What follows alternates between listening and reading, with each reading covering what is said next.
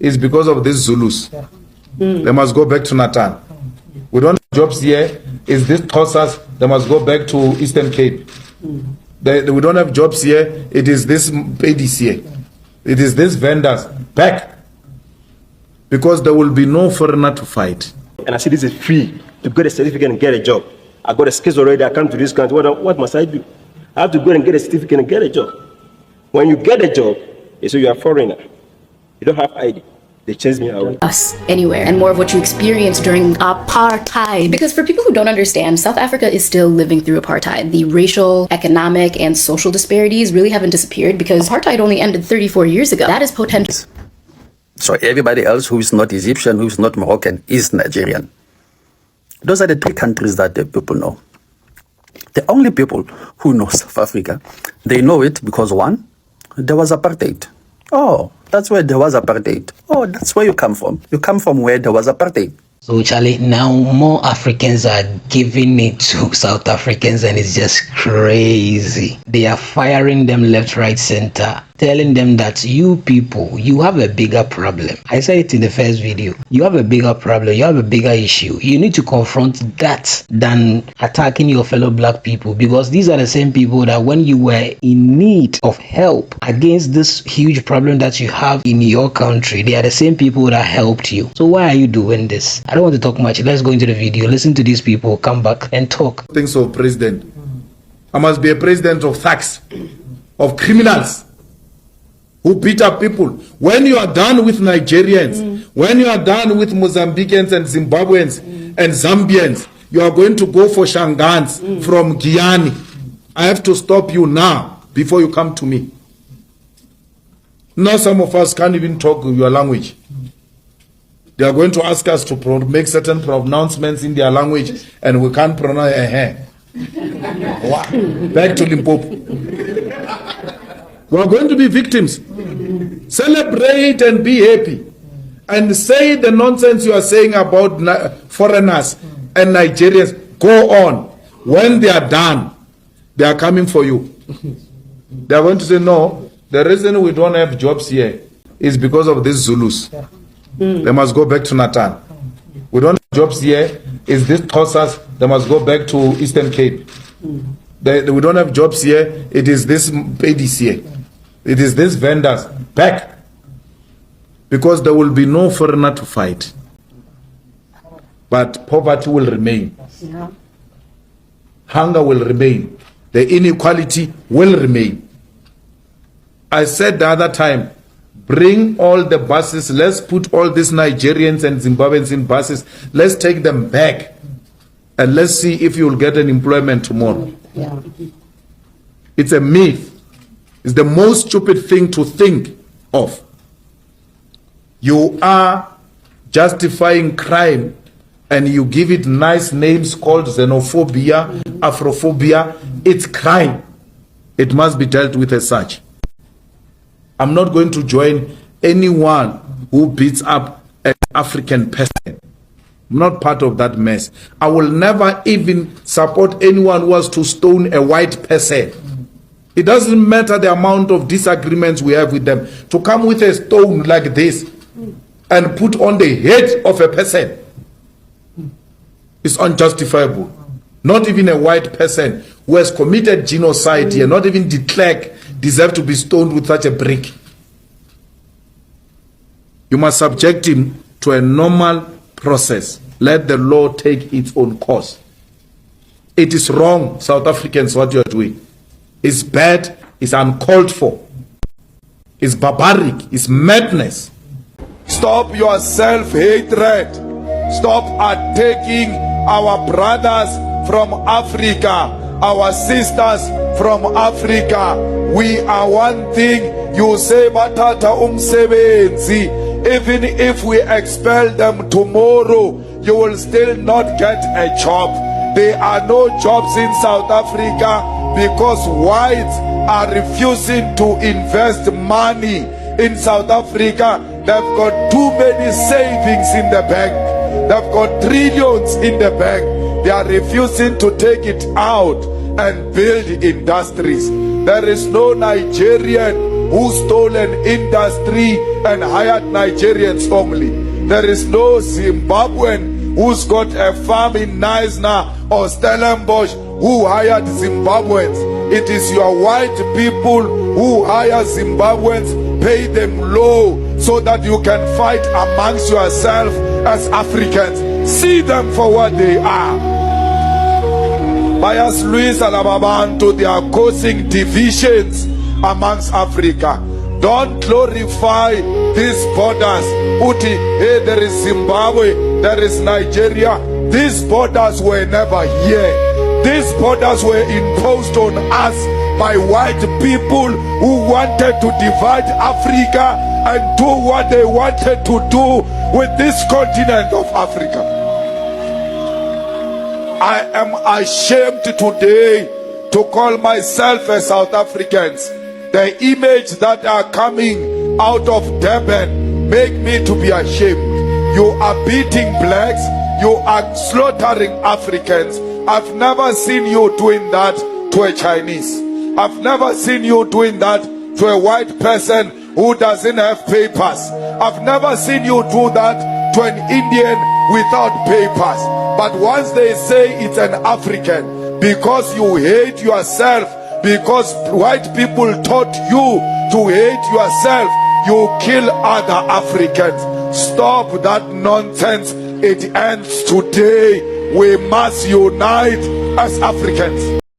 I have a master that taught me at school in Ghana. So we'll be seeing them all around here with their fathers drinking together. And then at times I used to, please, why can't you give me this boy to train him to become a mechanic?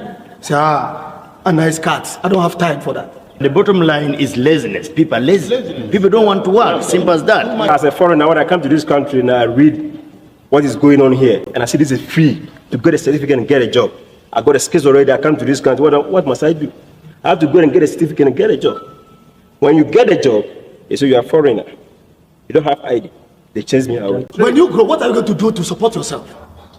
You understand? We haven't taken anybody's job. I'm telling you. If you like, let's leave this place for them. 1,000 years. Nobody can work. Nobody can work. If you don't have a skill, you can't work. They employ people that have got ID, but they can't work. You understand? They employ people that have got ID book, but they can never do nothing in that company. Right in the city center, you keep unemployed people. So what do you expect them to do? Because they need to eat, they need to sleep, they need to survive, they need better life. You know? So they have to come and steal on those who are working. This man is the owner of this garage. Why can't they come here that, please, I have a son who is 15 years or is 14 years. I want to give you this boy. It's like a school. What all that we are doing here, we learn it at school. I am ashamed of a South African president. Nelson Mandela is ashamed of you. He's actually rolling in his grave. African unity is ashamed of you, because if one Africa is humiliated anywhere, all Africans should be offended everywhere. What are you doing? Are you aware that Africans are being haunted, beaten, humiliated in the streets of South Africa by the same people enjoying freedom that was paid for by continental sacrifice? You are always quiet. Silence means sponsorship.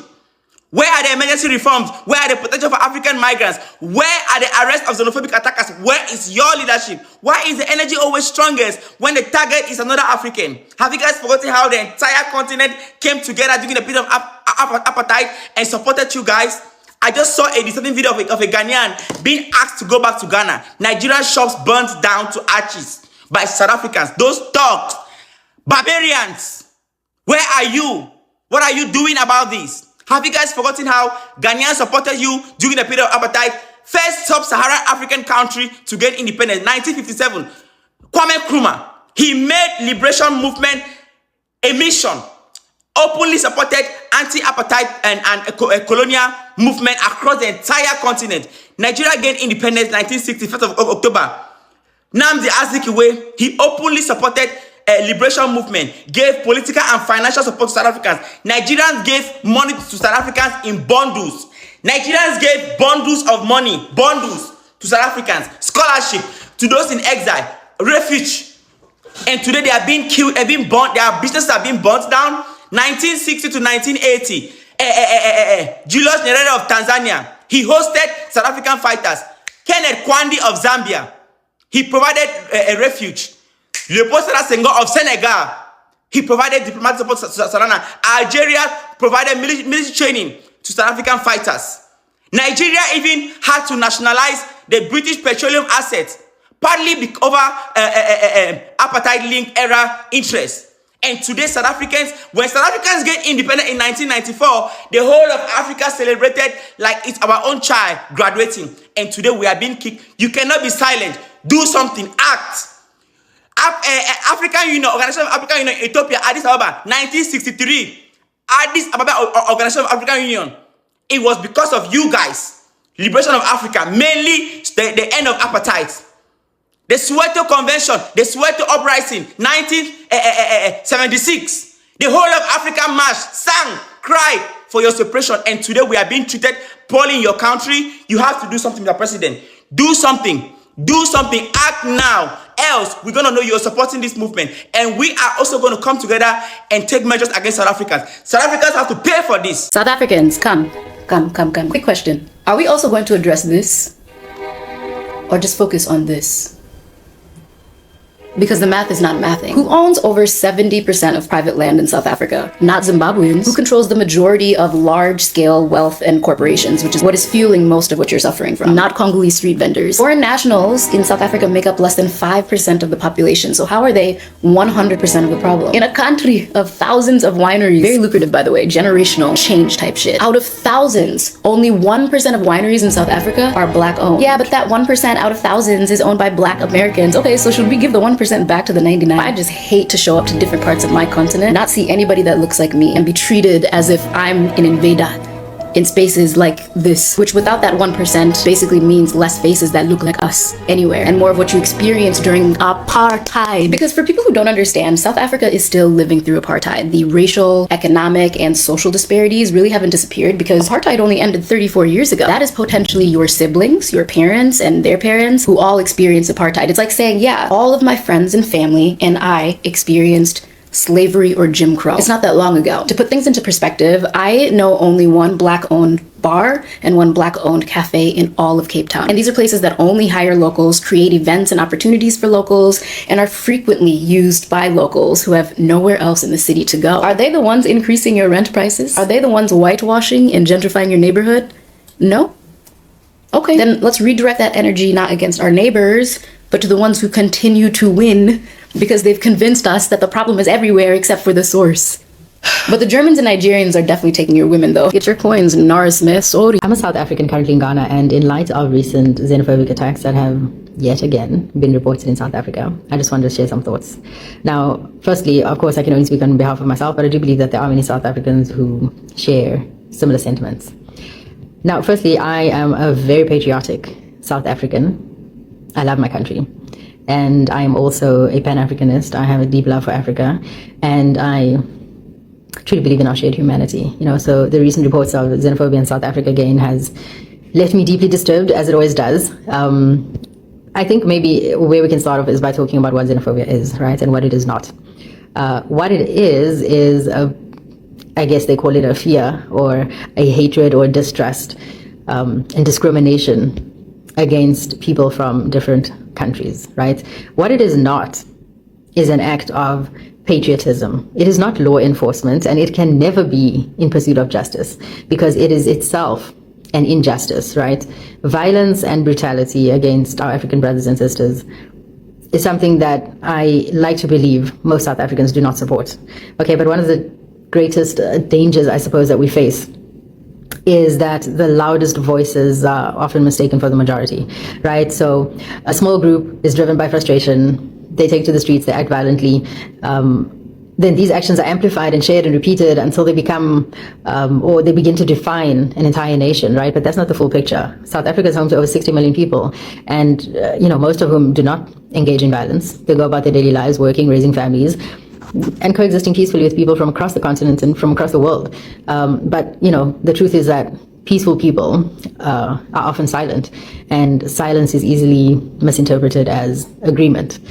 So that's why I'm choosing not to be silent, because there is nothing in our Constitution that justifies violence. There's nothing in our Constitution that allows citizens to take the law into their own hands. There's nothing in our Constitution that justifies intimidation. Yes, the Freedom Charter does say that the people shall govern, but what does that mean? It means that we hold the state accountable, not that we replace it. It means participation, not vigilantism. And it means justice, not mob action. So, of course, frustrations exist, right? The current form of response that we're seeing to that, though, is not lawful and is not justifiable, right?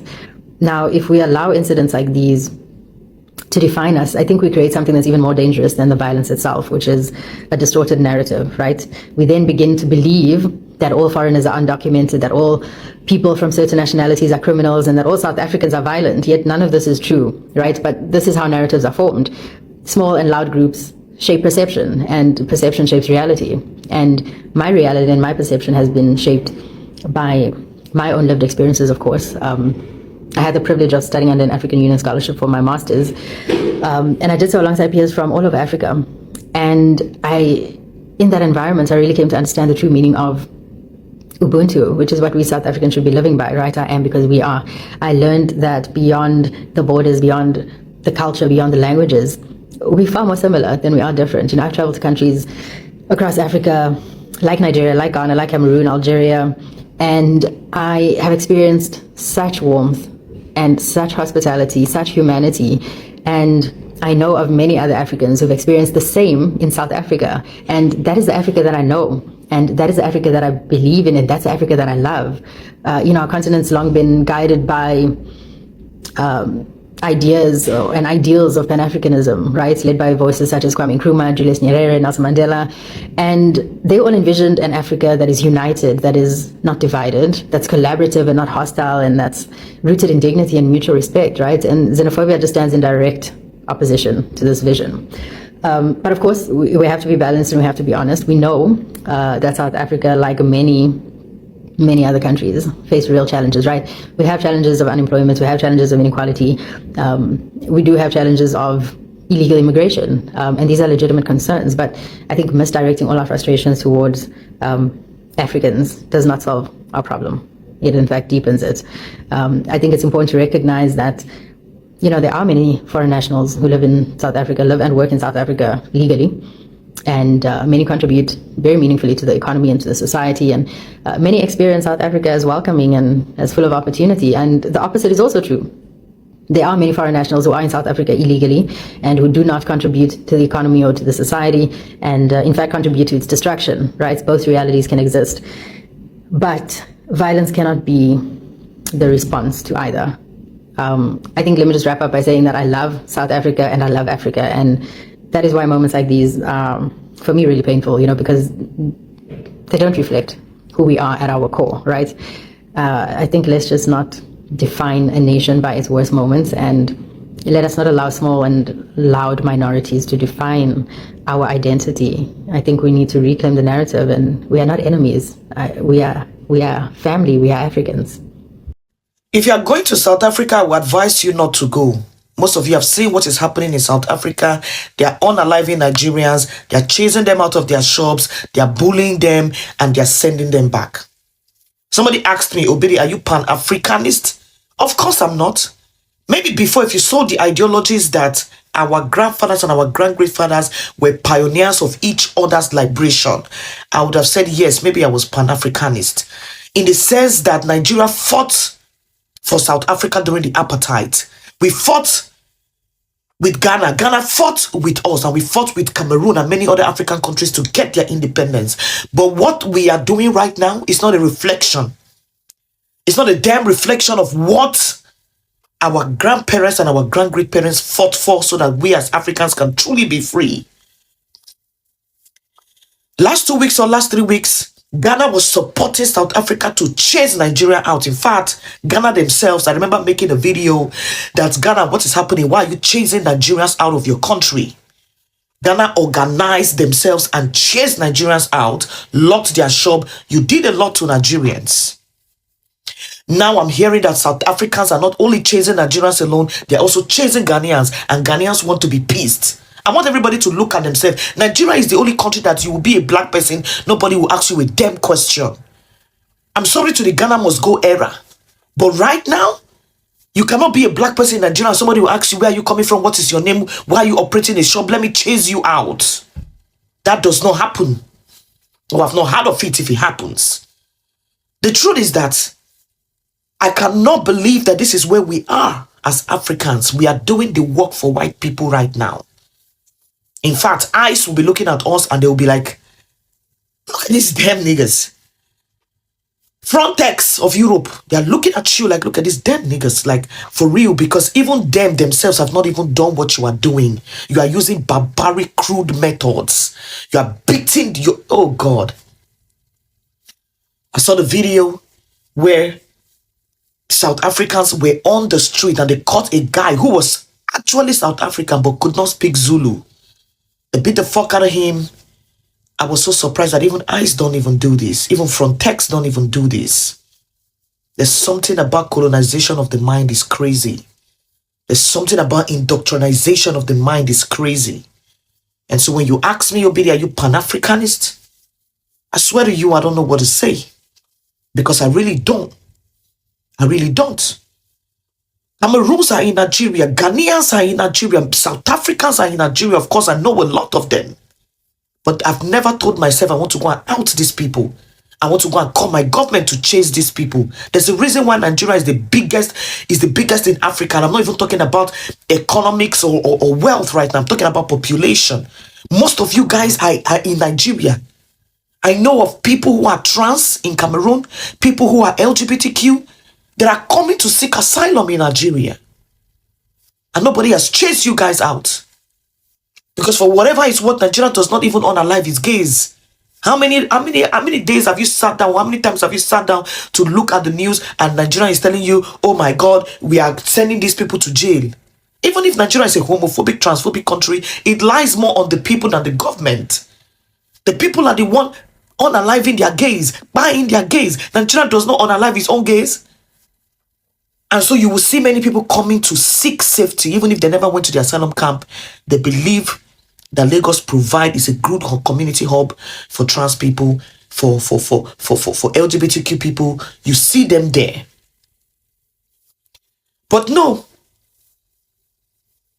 Somebody was even saying, Ghanaian feminist or so, I follow her on Twitter. She was talking about the fact that Ghanaians spied their own life, the Liberian, in Ghana a few weeks ago. And I'm asking, how are we getting here? What is happening? We behave like the MAGAs. Because you look at somebody who is doing business in your own country and the next thing you are thinking is, this person is taking money away from me. This person is taking economical value away from me. This person is taking away the businesses of my children away from me. Okay, you are angry that the Nigerian is selling granite. Do you want to sell granite? You are pissed off that a Nigerian is sitting down and doing shop. You want to open shop?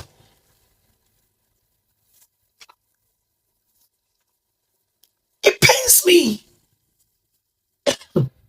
The first time I even heard about xenophobia, I thought it was a word used to describe the hate of South African against Nigeria. I didn't even know that xenophobia at that time was just a word to say hate on another country's, hate on another country.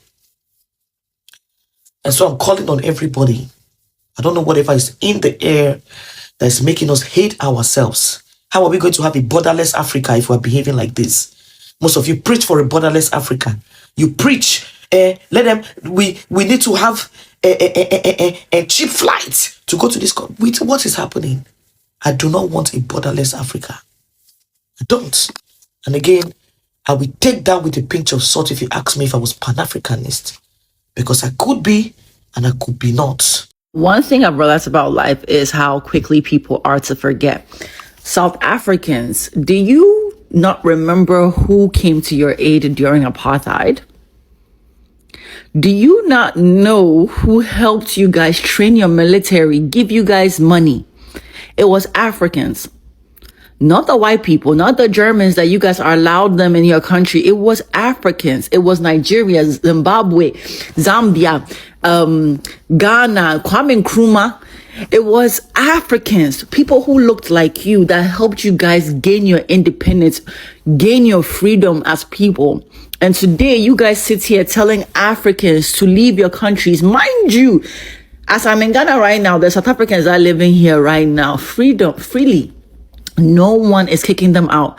But you guys, like, just like Israel, just like what the Germans did to the Jews and what the Jews are doing to Palestinians right now, the oppressed eventually becomes the oppressor. And the fact that they are doing it with such smiles, like, yeah, leave our country.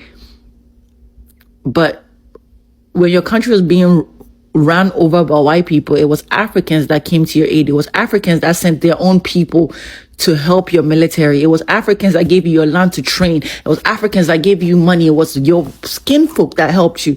But now you're in a better position to help your skin folk. You're telling them to leave your country. Maybe you guys need to learn your history. Maybe. I don't know. But it's sad. It's fucking sickening. A lot of South Africans are saying that, but why are Ghanaians saying that Nigeria must go? And when we say Africa must go, Ghanaians are angry. Ghanaians truly said Nigeria must go. Yes, that happened last year, right? But then again, it's not happening in a violent way. They were protesting about it. They didn't unalive any Nigerian because of the one Nigerians who leave the country. They are very, they follow the law about it. They leave it to authorities to take charge of it. They have not started beating any Nigerian, close Nigerian shore because they want Nigerians to leave the country. No. Ghanaians want what they want, but Ghanaians are very, very educated and very, very sensible about it. Ghanaians say, okay, Nigeria must go, Nigeria must go, Nigeria must go. That has been happening like almost forever. And I understand their reason. You understand? But then again, they are taking their time to follow it. They are waiting for the government to actually pass the law and say, okay, Nigeria must go. They're not taking laws into their own hand, beating men, beating children, beating whatever they come across. No. But here's the case: South Africans are beating Nigerians, beating Ghanaians, beating Tanzanians, Zimbabweans. All African countries are black. As long as they are black, they are a threat. But the main threat in their country, they can't touch them. The 5%. 5%. The 5% in your country, you cannot touch it. They are scared of the 5%. 5%. The 5% that colonize you, 5%, you cannot touch them. But the Africans that are just finding people that they live on the roadside, you can show your muscle, you can show your muscle, you can show your power against them. South Africans, may God help you. May God deliver your soul from that slavery mentality. Anyway, God bless Nigeria, God bless Ghana, God bless Africa. Ghana, Nigeria, Presido. South Africa, the ancestors has felt, they have heard, and they have seen how you treat fellow Africans in your home. They have heard your chant when you sang and say, go back to your land. We are fixing South Africa. The ancestors have seen how you hunt fellow Africans like animals in your home. They said I should tell you. A child who is not tall enough to see beyond the wall of his father's compound should not conclude there are no other beyond it. They said I should tell you that today you speak as though you fought apartheid alone. You speak as though your freedom fell from the sky. They say no. From 1948 to 1994, Nigeria stood by you. Ghana stood by you. Algeria stood by you. Zambia, Gambia, Zimbabwe, Angola, Benin, Botswana, Burundi, Burkina Faso, Chad, Cape Comoros, Cameroon, Central African Republic, Comoros, Cameroon, Democratic Republic of Congo, Republic of Congo, Egypt, Djibouti. The entire continent stood by you. African students marched for you. African government sanctioned apartheid for you. Our resources, our blood, our sweat, we are all poured in for your reparation struggle. They said I should tell you that you could not do it alone. The ancestors say I should tell you that Madiba Nelson Mandela could not have stood alone because voices were echoing from Ghana. Nkrumah stood by him. They say I should tell you that all the way from Congo, all the way from East, North, West, and Southern Africa, we stood by you because Dr. Kenneth David Kaunda emptied his treasury just to reparate you. They say I should tell you that Murtala Mohammed in Nigeria took your reparation personal. They say I should tell you that Nigerians were willing to starve for you to be freed. The entire continent stood by you. Nyerere stood by you. Augustino Neto. Hamad Sekotule. You have forgotten. How do you pay the continent back? By closing the shops of fellow Africans. by hunting them like animals in the street, by chasing them away, you have forgotten. You have forgotten. How could you forget? Even a cock do not forget the one that covered it during raining season, but you have forgotten. How could you have forgotten so fast? How could you have forgotten? And you have made an African a stranger in his own home. Forgetting that when you treat fellow Africans like enemy, you are making the foreign hands and colonialists who divided our borders, you are making them smile. South Africa, you are provoking the ancestors. You forget so fast that what will let you to stay alone? Apartheid turned your home into prison. You were suffocating. You called for help. We came. Today you ask us to leave. You forget that history do not forget. South Africa. Let me remind you that the gold you boast of today did not build itself. Those your factories and your companies and your industries you boast of today were not built in isolation. There was trade. There was labor. There was migration. African struggle built your modern South Africa. You think you can survive alone? We are going to see how it goes. Because Mandela, Madiba, Nelson will be so disappointed.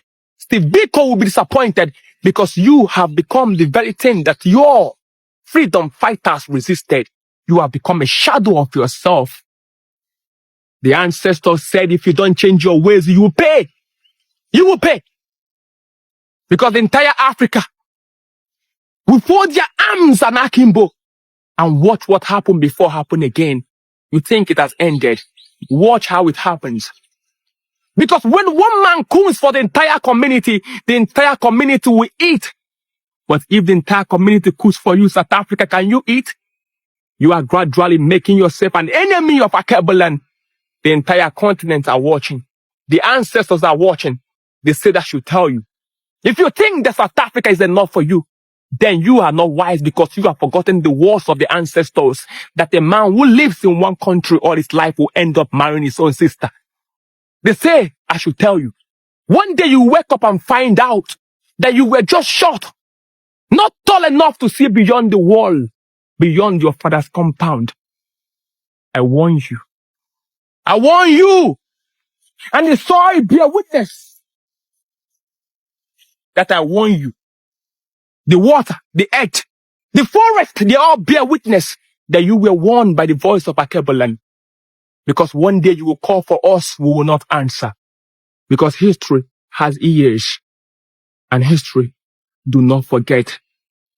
Akebulan, wisdom is the principal thing.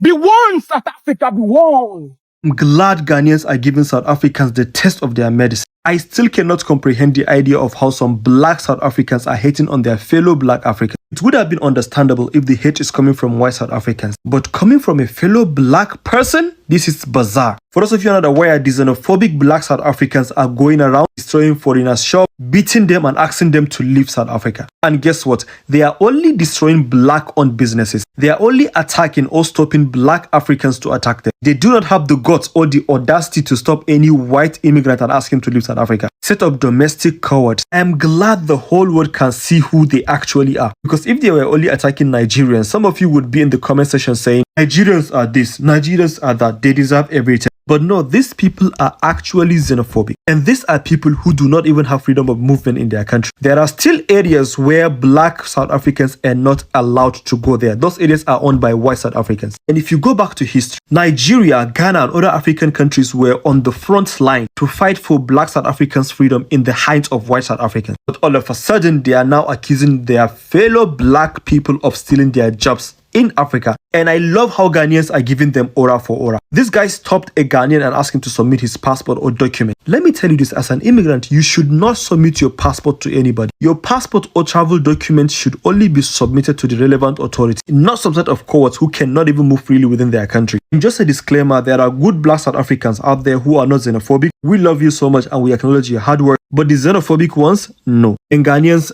thank you very much. Breaking news, Ghanaians are angry at South Africans after a video went viral of a group of South Africans harassing a Ghanaian even when he had papers to be in South Africa. But what catches my eye is these panel of discussions that are going on in Ghana about the situation in South Africa. Listen to what this man says. An innocent Ghanaian humiliated by more than 15 South Africans. They were telling him to return to his country. Return to his country. Go and fix your problem. Meanwhile, the lady who was leading the attack, she has not even fixed the wig. The wig would not even be... I mean, come on. So she herself has not fixed her problem. She has to fix the wig, which is the first problem. So you're... So this man says, this woman is saying, go back to your country and fix your problems in your country when she has a problem with her hair. Her human hair is not sitting right. That's what this Ghanaian man says. So lady, wherever you are, Ghanaians are saying, the first problem to fix is your hair. Go and work on your hair. It's not sitting well. Guys, I don't understand right now what's happening in South Africa. Like, I understand, but I don't understand. The point is, what I don't understand is why you don't kick out the whites? Why you don't kick out the whites in South Africa? Like the German, the Deutsch, all those people. Why it has to be the Africans? And think about it. This is systematic construction, what they are using against us, like to go for each other. You're from this continent, guys. We are all together in this. And you're fighting your own brothers and sisters instead of fighting the Germans or the Deutsch or the white people who are inside. Why is it not your goal to kick them out? Why is it your goal to kick out your African brothers and sisters? You have to understand that they use that. This is strategy. They're using that so that you put your mind on the small things. They're using some, maybe even laws to the benefits, maybe foreigner who comes from another country to your country, and then you don't receive maybe accommodation, like whatever it is, you get me, like a better life. But it's systematic. The Ghanaian or the Nigerian president has nothing to do with that. It's your government who has something to do with that. The white people who owns 80% of the land, they have something to do about that. But not your brothers and sisters. Please, I beg. We have to think about it. You have to think about it. This is not right. Fight the people you have to fight, but not your own people. This is sad because they will always do that. They will try that we fight against each other instead of to be united. We need to be united in Africa. This is our biggest problem. So I always love this comment when people are telling me, oh, the way you speak, I don't think that you are South African. Because the premise of this question is that South Africa is the best country in the world and everybody will be blessed to be a South African. And because we are South Africans, then we must gatekeep being a South African and we must try to make sure that no one else becomes South African except us. That is the premise of the statement and I get it a lot. Most of my comments are about that. So let me tell you something, and I'm going to hold your hand when I say this. I live abroad. Abroad, no one knows South Africa. No one knows it. Even if you tell them, I'm from South Africa, people don't understand that, oh, this must be a name and also a direction. People cannot even point it out in a map because no one cares about it. In fact, there are only 3 countries that people know in Africa. They know Egypt, because there is the pyramids. They know Morocco because that's where people want to go and they visit. And they know Nigeria because, trust me, if you are from Africa, you are Nigerian until proven otherwise. So everybody else who is not Egyptian, who is not Moroccan, is Nigerian. Those are the 3 countries that the people know. The only people who know South Africa, they know it because 1, there was apartheid. Oh, that's where there was apartheid. Oh, that's where you come from. You come from where there was apartheid. Okay, they know that. And then we have the other ones who know it. Oh, that's where people are dying of AIDS. That's the AIDS capital of the world, right? You are known as people who sleep around and are dying of AIDS. That's how the country is known. And then lately, especially, and then those who are from Africa and they live abroad, they know South Africa for xenophobia. Oh, you are one of those people who hate other black people because you think that you are a higher standard of black people. So South Africa is known for 3 things, for apartheid, for AIDS, and for xenophobia. So tell me, my friend, why do you think that being a South African is a matter of pride? That is something that you must volunteer to people, that you must mention it at every person and say, hey, I am a South African. Because I can tell you, it's embarrassing to tell people that you are a South African. It's a very embarrassing. You know, when Trump called it a shithole, people were mad. But you know what? That is how people view it.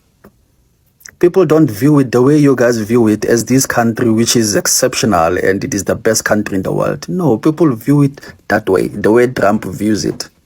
And I've seen it, my friend. So I don't go and volunteer to tell people that I'm from South Africa. I don't care about that because I know it brings embarrassment. You have to answer questions that no one wants to answer about your country. You have to go and answer and tell people, oh, why are you guys living behind butler doors and high walls? What's wrong with you guys? Why can't you just have a house without the fence and the security? Why do you guys live like that? And then you guys, you are here on the internet and the social media and telling people how proud you are to be South African. Some of us who are living abroad, we are looking at you and we are very embarrassed on your behalf. We are very embarrassed. Telling you, there's no sense of pride of being a South African, my friend. None. So that's just me answering your question. I don't want to mention that I'm from South Africa because I know the reactions that I get from people. It's embarrassing reactions. That's why you find me talking about the stupid things that you guys do, which brings shame to all other people. Stupid things. Bruh, how many of you know the role that West Africa played in helping free South Africa when it was suffocating under the apartheid? Because watching xenophobia unfold there makes that history, which wasn't that long ago, hit even harder. When the world hesitated, I'm not going to lie, Nigeria didn't. Nigeria backed the ANC and other liberation movements, pushed for sanctions, and used its voice internationally to help build pressure against the apartheid regime. South African officials still publicly to this day acknowledge Nigeria's leading role in that fight, and they weren't alone. Ghana stood with that struggle too under Kwame Nkrumah. Ghana took an early hard line against apartheid, cut trade with South Africa in protest, and offered support to Southern African liberation movements. And I don't want you to think this is some sort of abstract solidarity, because in 1976, Nigeria established the Southern Africa Relief Fund to support South African students and refugees, while ordinary Nigerians contributed through salary deductions that became known as the Mandela tax. Hundreds of South African students were also trained in Nigerian universities. So this was political, financial, and personal, which is why the current climate of xenophobia feels so disturbing, because West Africans are not just in South Africa as bodies in space. They are there spending, studying, building, trading, and contributing. They bring money, skills, networks, economic activity. At some point, West Africans, especially those spending serious money in spaces that keep showing them hostility, need to reconsider. Nobody should actually have to beg to be tolerated, especially when you're adding value. There comes a point where you stop forcing presence and start redirecting your money, your energy, your value elsewhere. I don't want to hear anyone being like, South Africa's my favorite place to visit right now, because the Africa we need has no place for xenophobia. South Africans, we need to wake up. The whole entire economy is out of our hands. Just check. Uber Eats, foreigners. T-Bone scooters, foreigners. Restaurant waiters, foreigners. Securities, foreigners. Truck drivers, foreigners. Motor mechanics, foreigners. Bricklayers, foreigners. Artisans, foreigners. Hair salons, foreigners. Domestic workers, foreigners. Spaza shops, foreigners. This entire economy is out of our hands. What we are good at as South Africans is waiting for grant money to buy alcohol, gossiping about people who are doing business, blaming someone for unemployment, fighting over RDP that are for free, spending time smoking dacha, drinking alcohol, talking about boys and girls, discussing Isibaya, the Queen generation, Skim Sam, the river, talking about Kaizer Chiefs, Mamelodi Sundowns, Orlando Pirates, and not talking about how to make money. Black people can share a cigarette and a beer together. but not job opportunities or job ideas. What we are good at, kuhlebana nomonelana. The entire economy is not in our hands. Wake up, South Africa. Listen up, South Africa. There's a time that will come when you will need the help of other African countries and you will not get it. What are you people feeling like? Like what? Just pray that one day you will not need the help of other African countries. Just pray. Because when that happens, there'll be no one to turn to. Because people have successfully made an enemy of all the whole African countries. Clap for yourself. I know Mandela will be so proud of you. Clap for yourself. You are making Mandela proud. Clap for yourself. This superiority complex will get you nowhere. It will get you nowhere. Look at how white people have taken over your country. But your problem is your fellow black person, your fellow African. I pity you people. You have bigger problems, but you choose to pick on other African country because you feel like you are superior.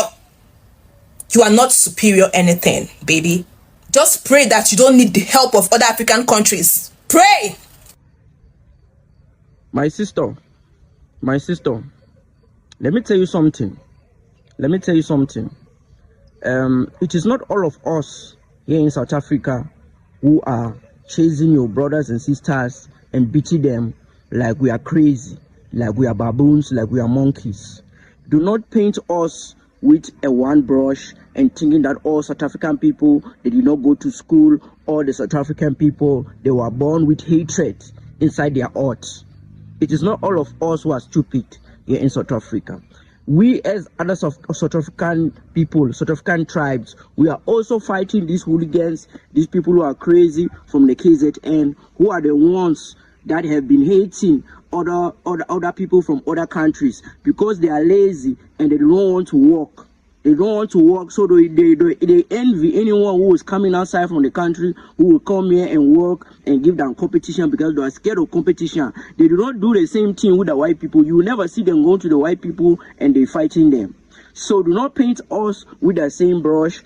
Us other people, we love Africans. We love all Africans. We love you. We will do everything to protect you when you come to visit us because we want to make sure that when we come to visit Nigeria, that you protect us as well. So, my sister, we are very sorry as South Africans. It is not all of us who are stupid.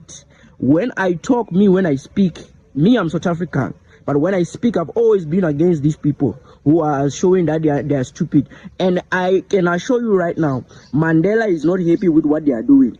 Just because Mandela has died and they have made sure the people who are in charge of the politics in this world, in this South Africa, they have made sure that they erase the history or the legacy that Mandela has laid for us. Mandela has given us freedom. Mandela has taught us to love each and every person who is born in Africa. That's why Mandela is the one who gave us freedom. But if you can come right now to South Africa, there are a lot of people who have been brainwashed.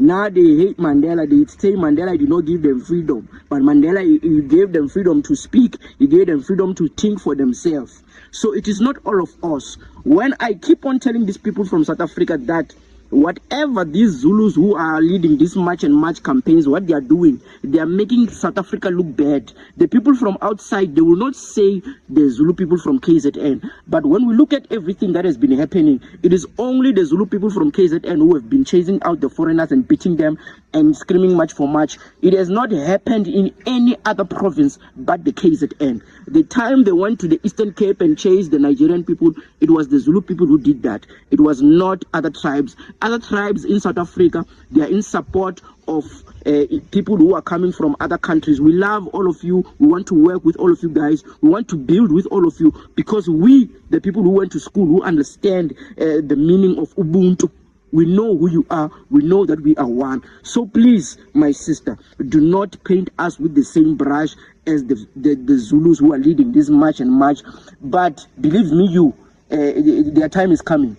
Their time is coming, but do not be mad at the whole country just because of a stupid group Honestly, it's just crazy. It's just crazy seeing what South Africans, I would say some South Africans are doing, because definitely it is not all of them. Even in this video, there are some South Africans that have come out to say they don't like what is going on and all that. So clearly, it's a group of people that are basically doing this. It's not the entire South Africans. But the sad thing is, when you go on social media and you watch some of the videos, under the comment section, there are some South Africans that are like in support. So whoever doesn't even support, they will classify the person as not being a South African and all that, even if the person is a South African. It's just crazy. You know, some people will go any length to just achieve whatever they want to achieve. They don't care about the consequences, nothing. It's just sad. But as you heard, some of the people that are immigrants in South Africa are saying the situation, are basically explaining the situation in South Africa on the grounds. I don't want to say it with my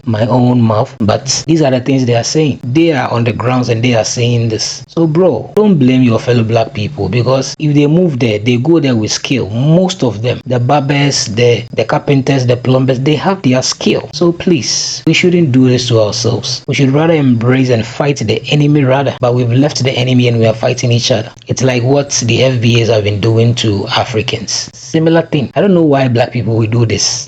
Thank you so much for watching.